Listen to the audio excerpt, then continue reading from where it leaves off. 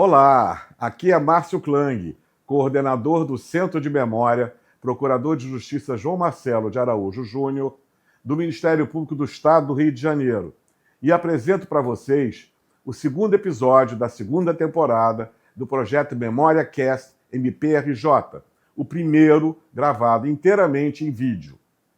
Nesse episódio, vamos falar sobre o caso Tim Lopes. Nascido em Pelotas, no Rio Grande do Sul, e criado no Morro da Mangueira, zona norte do Rio de Janeiro, o jornalista teve uma carreira de destaque por conta do compromisso com a sociedade. No ano de 2002, o assassinato de Arcanjo Antonino Lopes do Nascimento, o Tim Lopes, comoveu o Brasil inteiro e resultou na prisão de 7 pessoas. Para falar sobre esse caso, contamos com a participação das Procuradoras de Justiça Viviane Tavares Henriques e Patrícia Moté Glioche Bezzi, que atuaram no caso. O Tim Lopes era um grande jornalista. Como é que foi receber a notícia da morte dele? E como é que foi saber que você iria atuar neste caso? Bom, foi um susto, né?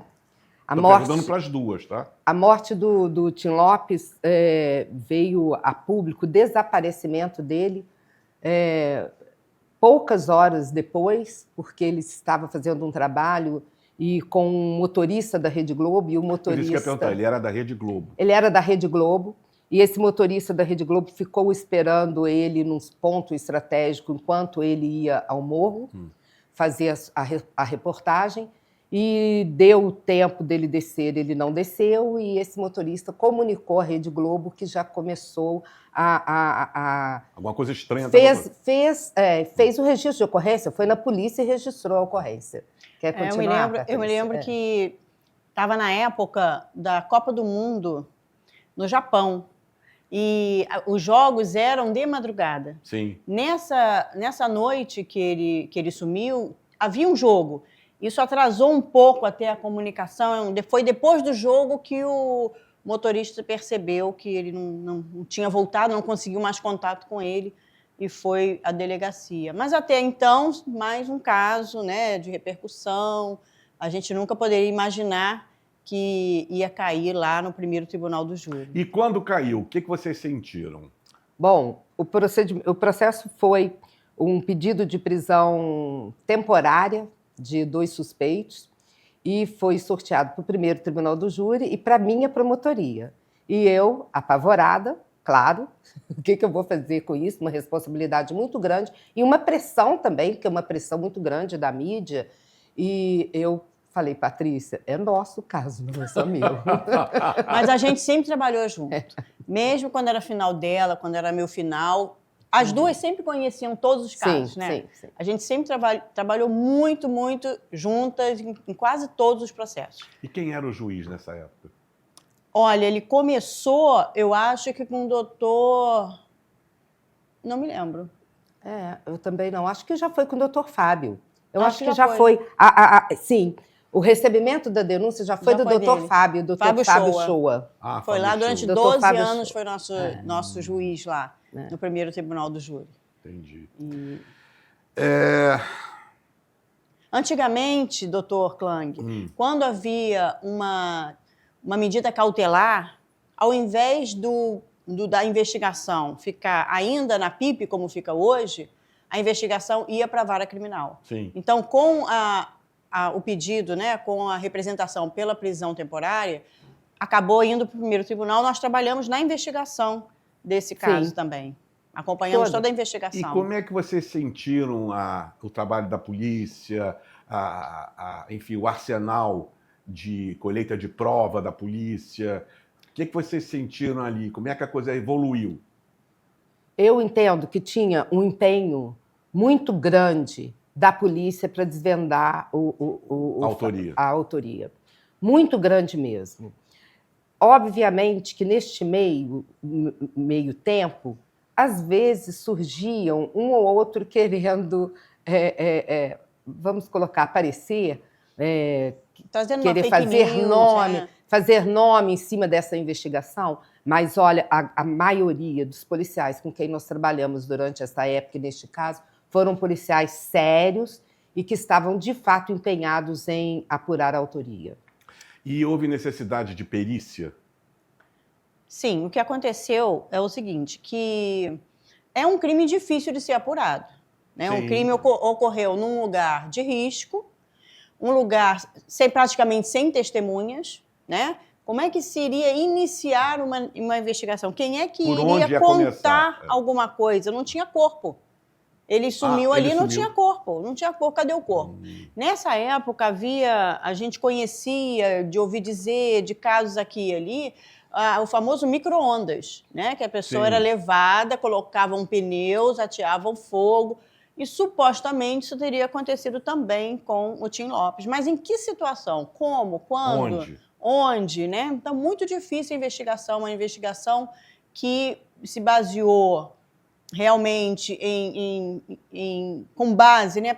Acho que a base principal foi os próprios suspeitos e as próprias pessoas que estavam envolvidas entrando em contradições, que eram apuradas pela polícia, até que a gente pudesse encontrar um pedaço do corpo, um pedaço de costela do Tim Lopes, feito DNA, comprovou que era positivo, era dele. Encontraram também as plaquetas da Globo, pedaços da câmera, o relógio dele, que foi reconhecido como sendo um relógio dele. Num local de micro-ondas, no local onde queimavam as pessoas.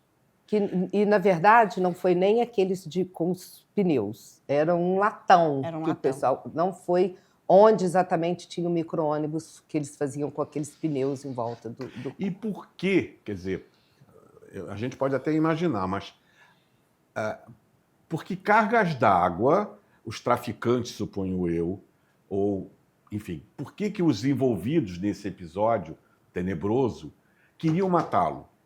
Porque ele estava lá no local para fazer uma reportagem justamente sobre tráfico e sobre abuso de meninas, de menores, que aconteceu nos bailes funks. E ele estava com uma pochete, com uma câmera. Segundo eles disseram, a câmera, e de fato eles falaram que essa câmera acontecia isso, ela tinha uma luz vermelha.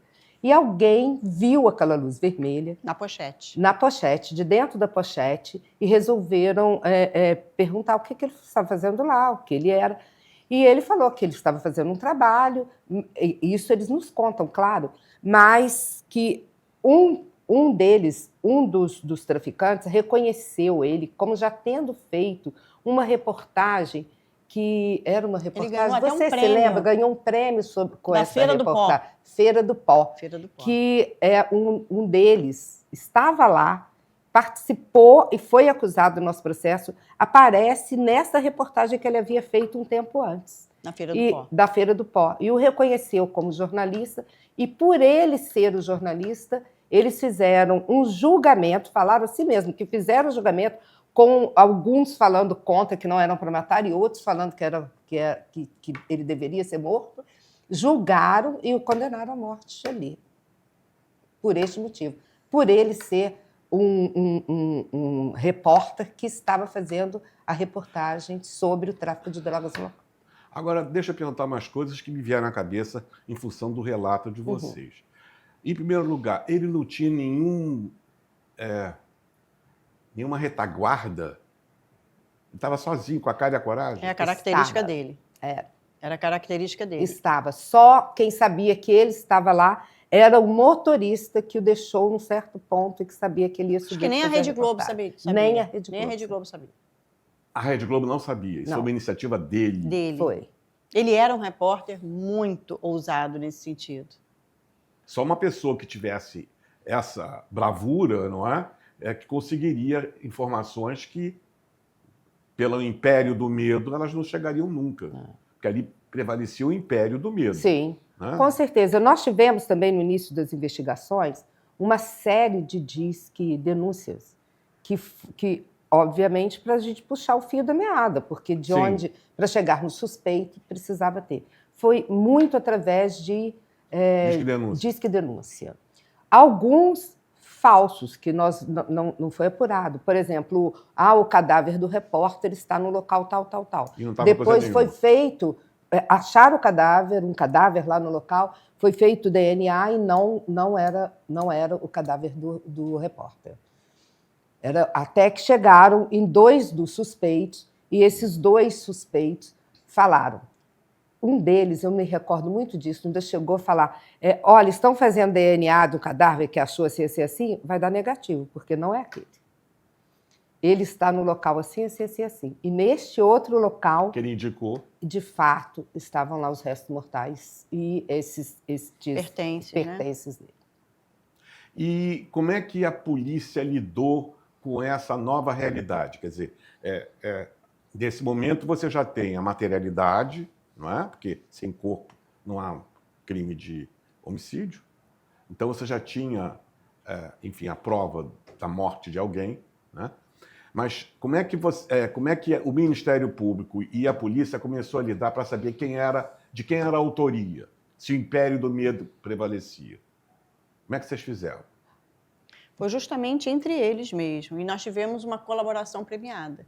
O primeiro caso que a gente teve de um dos réus que resolveu dizer tudo o que tinha acontecido.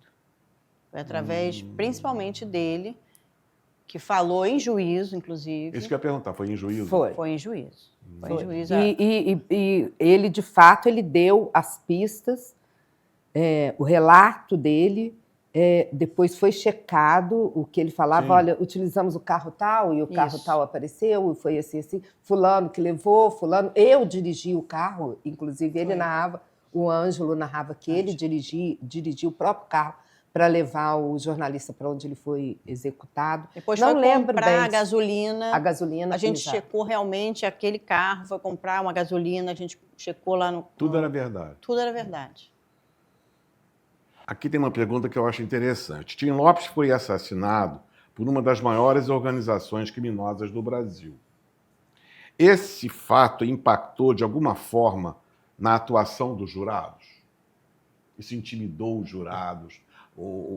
Qual foi o impacto disso? Quer responder, Patrícia? Quero. Então, pode responder. Então, os jurados... Nós fizemos vários júris desse caso, né? O primeiro... Foram vários júris? Foram vários, foi desmembrado, acho que foram 5. Eu acho que 5. Somente 3 deles é que foram julgados. Foi tudo desmembrado. Juntos, os outros foi na separados. legislação anterior à alteração no Código de Processo Penal. E por que foi desmembrado? Agora quem não está entendendo sou eu. Defesa ou recusa dos jurados, né? Recusa dos jurados. Antigamente era possível. Né? Era possível com a recusa dos jurados, aí desmembrava o júri. A gente não tinha como impedir. Então, com esta manobra, com esta situação, não era manobra, porque era legal isso, os júris foram desmembrados. Eu acho que, se não me engano, nós fizemos o júri do Elias, chamado Elias Maluco. O Elias Maluco, tá. Nós fizemos o júri do Claudino e do Claudino, hein? do Ângelo. O Ângelo foi o último, a gente deixou por último. E do Frei... A gente podia escolher a ordem. A gente não tinha como evitar o desmembramento, mas a gente podia escolher com quem a gente ia fazer. Então, era realmente uma coisa assim, de estratégia. E 3 deles o julgamento foi realizado em conjunto. As defesas concordaram, eu acho que 2 deles estavam com a Defensoria Pública. Quem estava com a Defensoria Pública fez junto. Então, nós fizemos. O Ângelo fez separado porque ele estava com o defensor, mas a defesa dele colidia com os demais, porque ele era o nosso réu colaborador. Sim, claro. Então, os interesses ali eram divergentes. Mas nós estávamos falando sobre os jurados. Sim, os jurados. Então, no primeiro julgamento, o primeiro de todos, os jurados não queriam de jeito nenhum participar. Então, o juiz nos comunicou, a gente falou com a defesa, e eu e Viviane e o juiz, nós fomos conversar com eles antes de começar e dissemos da importância deles, a importância que eles tinham para que a justiça fosse feita, seja com uma condenação, seja com uma absolvição, alguém tinha que dizer se estava certo ou estava errado. Então, eles tinham muita autonomia, muita liberdade, muito respeito da nossa parte, e a gente, chamando essa responsabilidade, foi que eles, então, aceitaram muito e pediram, porque todos os julgamentos foram todos eles filmados, do início ao fim. mas o juiz pediu que nenhum jurado fosse filmado, e nenhum jurado foi filmado. Isso é um dado importante. Sim. Houve fila de espera para assistência, muita gente assistindo, tinha um telão do lado de fora, as pessoas acompanharam Mas o também telão pelo não telão. mostrava o jurado. Não, a filmagem não. não mostrou em nenhum momento os jurados. Interessante isso. Porque eu ia dizer o seguinte, eu acho que a argumentação, enfim, do Ministério Público é a argumentação correta, da importância, porque, afinal de contas, o julgador no tribunal do júri é o júri mesmo, né? Sim.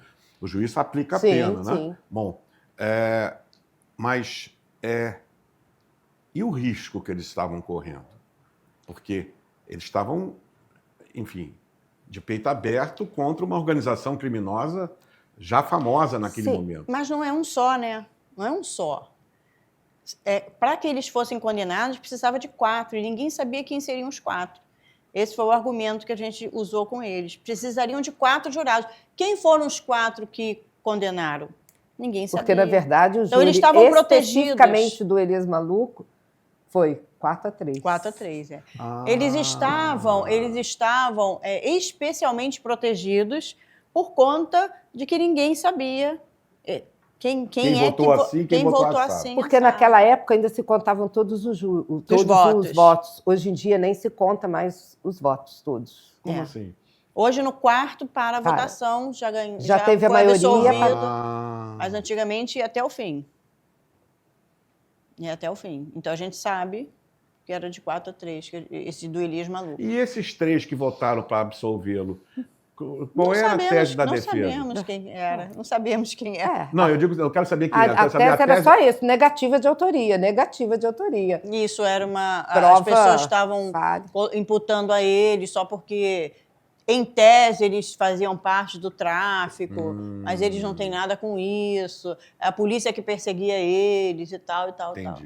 Entendi. Negativa de autoria. Outra coisa, todos eles foram por defensor público ou teve alguém que contratou advogado? Tinha advogado. Advogado. Só acho que 3 eram da defesa, defensores públicos. Isso, 2 ou 3. Sendo que um deles, o Ângelo, que foi o réu colaborador. Foi Defensoria Pública e os outros 2 que foram julgados juntos também eram Defensoria Pública. Também. Os outros todos eram advogados. O que eu sinto do júri é que, especialmente no júri, o defensor público, muitas vezes, tem muito mais experiência de plenário do que o advogado particular. Sim, aquilo é uma coisa É específica. óbvio que tem advogados fantásticos, excepcionais, Sim. acostumados com o júri, mas a grande maioria não são acostumados com o júri. Então, a Defensoria Pública faz um trabalho melhor por conta da experiência no tribunal. Mas eu acho que... Eu não me recordo nem quem eram os advogados exatamente. Alguns até lembram, mas não sei de quem era.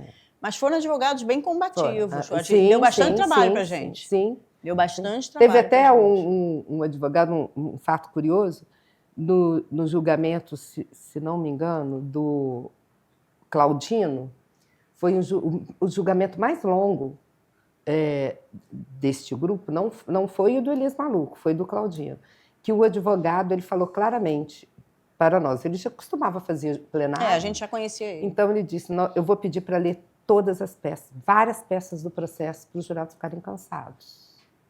E na hora de decidirmos, prestaram atenção.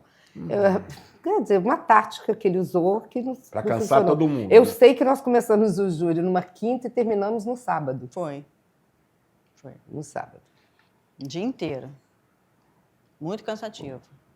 E aquela leitura de peça, né? De fato. Aquilo é chatíssimo. Muito chato. Eu conheço isso. A gente tinha também, para mostrar, muitas reportagens, né? Sim. A gente passava para o jurado as reportagens da época para trazer à tona a indignação. Assim? Aí tinham várias reportagens feitas, a gente pedia para... De quando que a própria polícia filmou quando encontrou lá as placas, o relógio, isso, né? Tinha as fotos. Tinha tudo isso, Isso aí também acho que foi interessante. Talvez por isso que ele tenha querido ler tanto, não sei. Não sei. Bom, ele está no papel dele, né? Sim, óbvio. Houve algum momento decisivo que tenha marcado esse processo? Que tenha de destaque? Eu acho que teve alguns, né, Viviane? Sim. Por exemplo? Sim. Bom, eu acho que nós estávamos conversando, né, Patrícia? Você falou a prisão. A prisão do você Elias narra a Maluco. prisão e eu Tá. conto aquele outro que O impactou anterior, mais a mim. anterior, é. Como é que é o negócio? Eu não entendi. Não, ela vai explicar agora. Tá. Bom, É que a gente já conversou. Meu antes. Pois é, vocês Não, nós conversam. nos meu fato preparamos, teve a gente que- não vai pro Júlio quando, despreparado.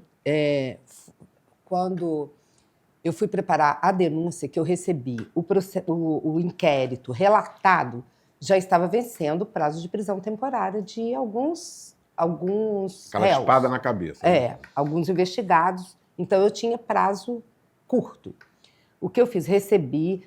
A imprensa foi para a porta do gabinete para receber, ver, registrar a polícia nos entregando. Sim, aquela Ou- coisa.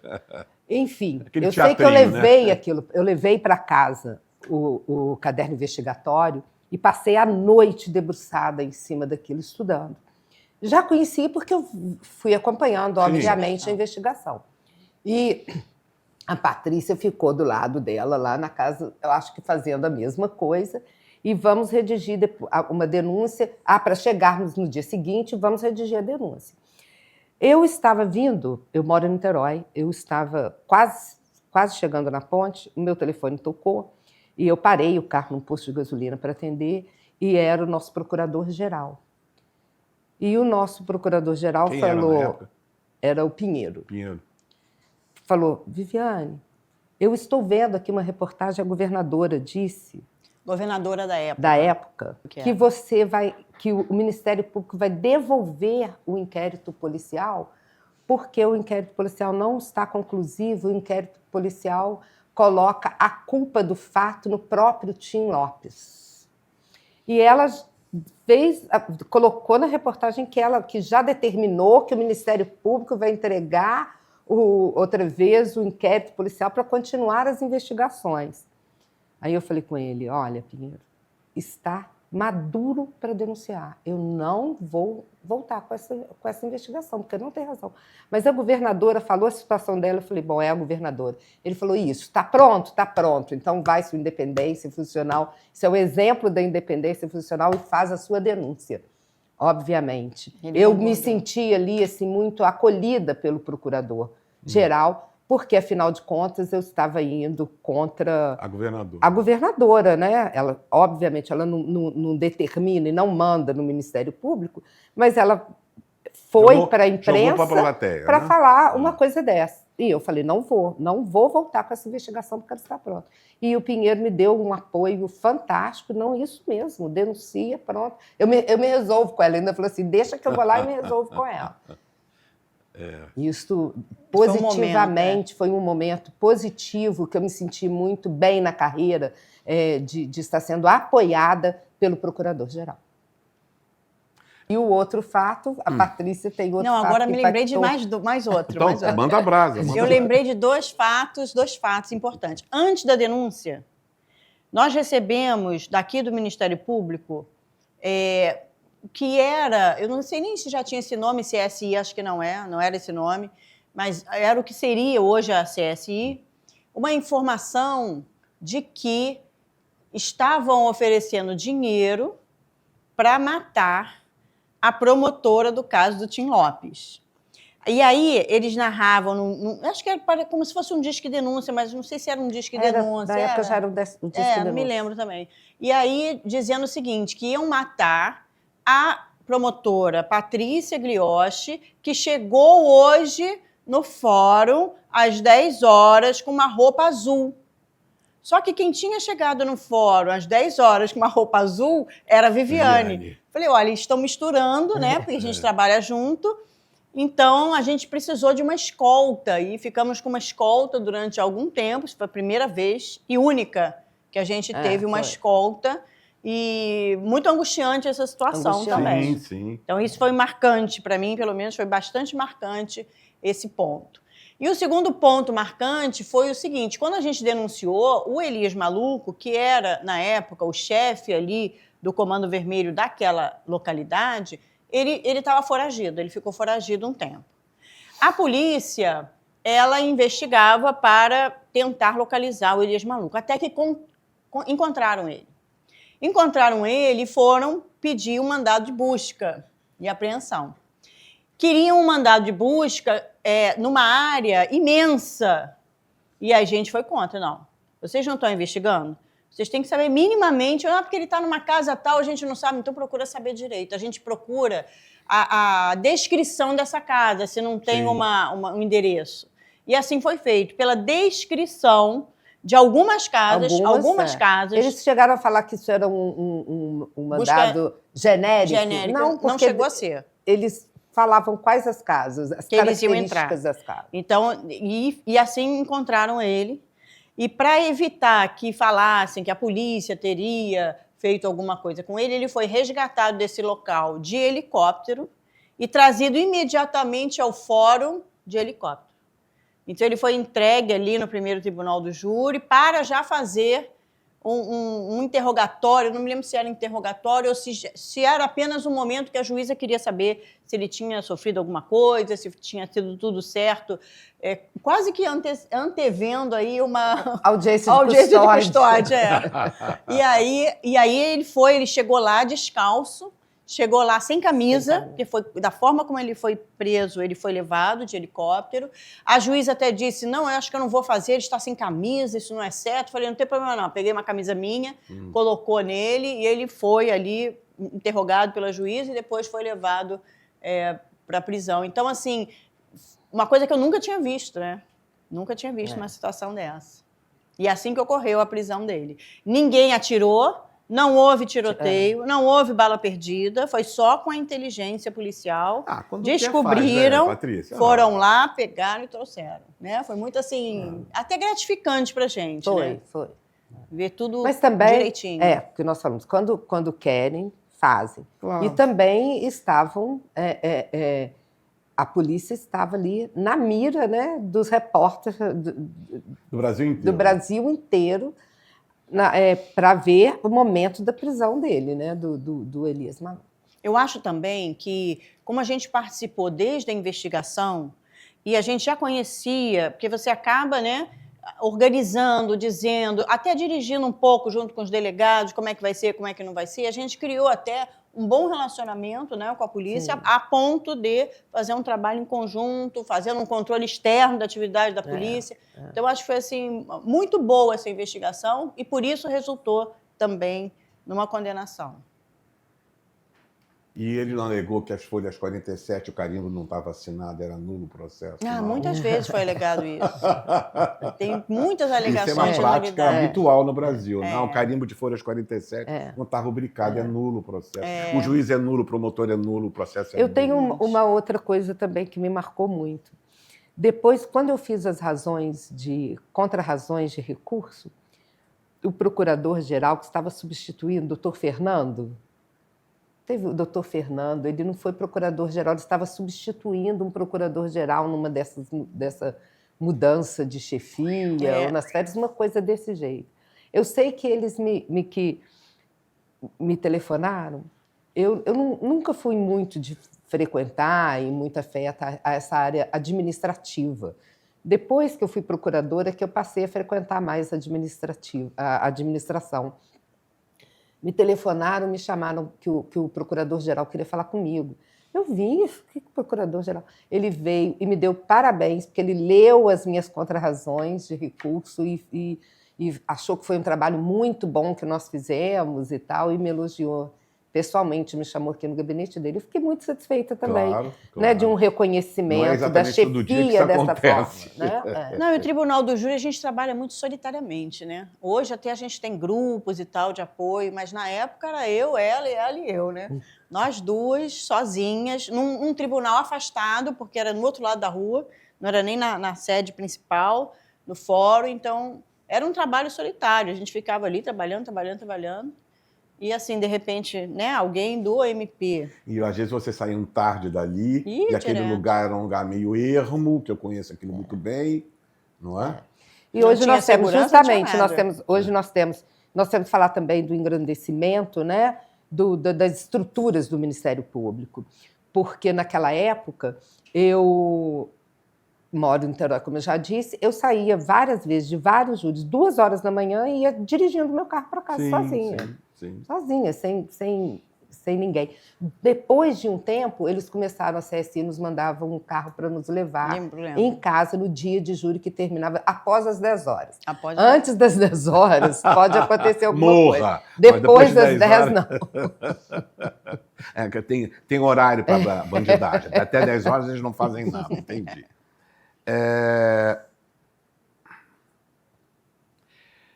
A última perguntinha, já está acabando. Está doendo muito? Não, né? Esse caso teve repercussão nacional e foi de grande comoção. Eu me lembro das matérias do jornalismo da TV Globo, até porque era um colega deles lá, né? De que forma isso impactou na atuação de vocês profissional? Houve algum impacto, houve algum reflexo no trabalho de vocês? Sim, sim. Até estes fatos que eu estou narrando do procurador me chamar, isso foi um impacto por conta deste caso. Sim. E também do reconhecimento e do respeito que outras pessoas demonstravam, como advogados mesmo, né? Depois que nós fizemos esse júri. Os colegas, né? Torcendo pela gente. Nesse sentido, nós ficamos bem reconhecidos. Bem conhecidos. Acho que foi o caso da nossa promotoria, né? Da nossa vida de promotora, né? Foi o caso que a gente fez. E fizemos todos eles juntos, né? Todos os júris. Que não era uma coisa comum se fazer, naquela época, 2 promotores fazerem juntos um júri. A gente mesmo, acho que foi só esse que a gente fez junto. É verdade. Né? Fora disso... A advogada atuava junto. Hoje é mais comum até os promotores fazerem juntos, mas na época não.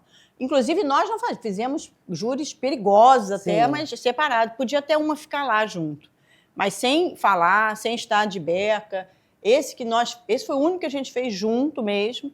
E acho que foi assim, o júri da nossa vida. Foi o júri da nossa vida profissional. E me diz uma coisa, depois a decisão que condenou os réus já transitou em julgado, presumo eu. Sim. Ninguém alegou a nulidade do carimbo de folhas 47?